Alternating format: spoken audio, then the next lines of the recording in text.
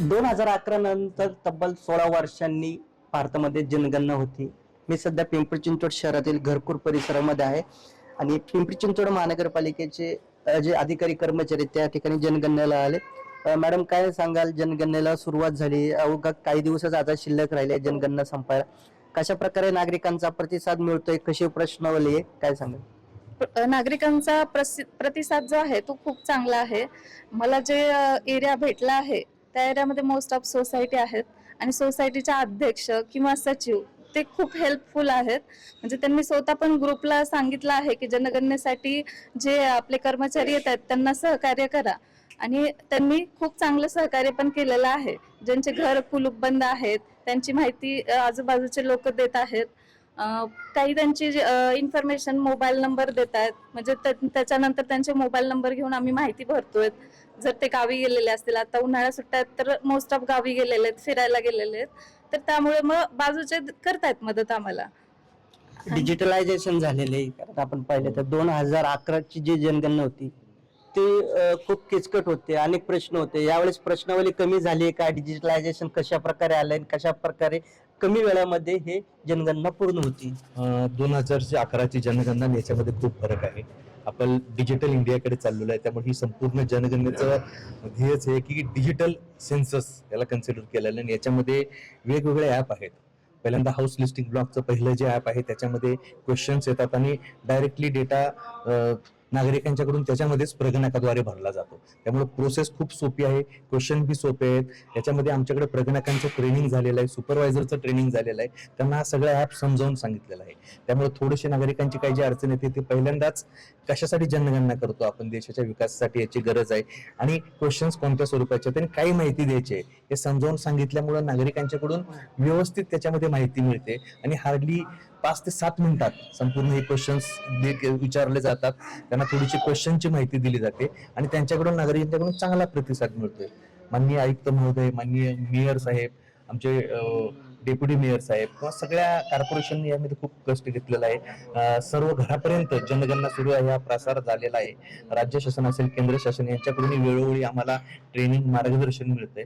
त्यामुळं जनगणना करायला खूप सोपी झालेली आहे आणि डिजिटल असल्यामुळं लवकर जनगणना होते. थोडासा उन्हाचा त्रास होतोय, पण आम्ही नागरिक आमच्या सगळ्या प्रगणकांना सकाळच्या सत्रात आणि संध्याकाळच्या सत्रात जनगणना करण्यासाठी सूचना दिलेल्या आहेत. कसे प्रश्न आहेत, किती प्रश्न आहेत, नागरिक कशा प्रकारे प्रतिसाद देतात, खरी माहिती सांगतात का? एकूण सगळे 34 प्रश्न आहेत सर.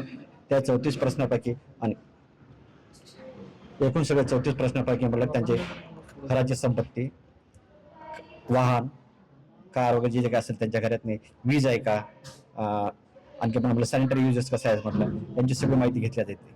पण अगोदर ते थोडेसे बिस्कट होते, म्हणजे माहिती द्यायला थोडीशी टाळाटाळ करायची होती. पण आजच्या कंडिशनमध्ये आता सगळ्यांना माहीत झालं की सेन्सस चालू झालेलं आहे आणि ते मोकळेपणाने पण आता बोलण्यासाठी पुढे येत आहेत आणि स्वतः माहिती देत आहेत.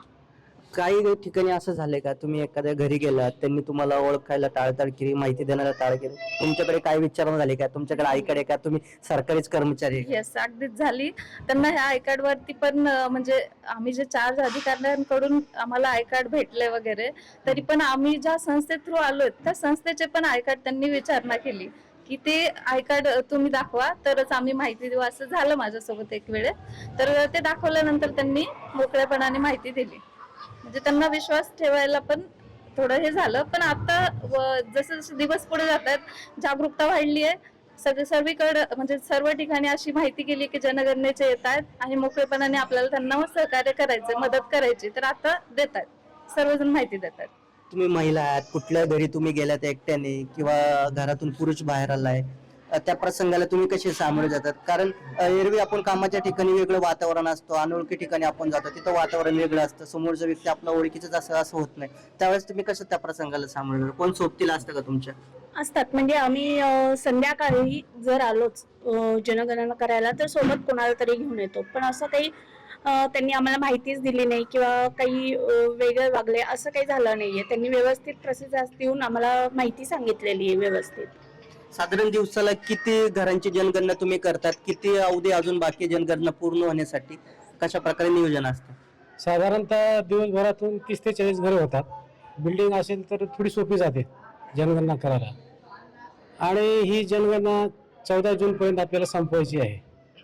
14 जूनपर्यंत ही जनगणना करायची आहे सगळ्यांनाच. लोकसंपत्तीबाबत त्यांची जी त्याबाबत काही माहिती देत नाहीत, त्यावर मोठ्या अडचणी सुद्धा येतात. आतापर्यंत काय अडचणी आलेत का? कशा प्रकारच्या अडचणी सांगू? काही लोकांना आहे, परंतु आता सगळ्यांनाच माहीत झालेलं आहे की जनगणना चालू आहे.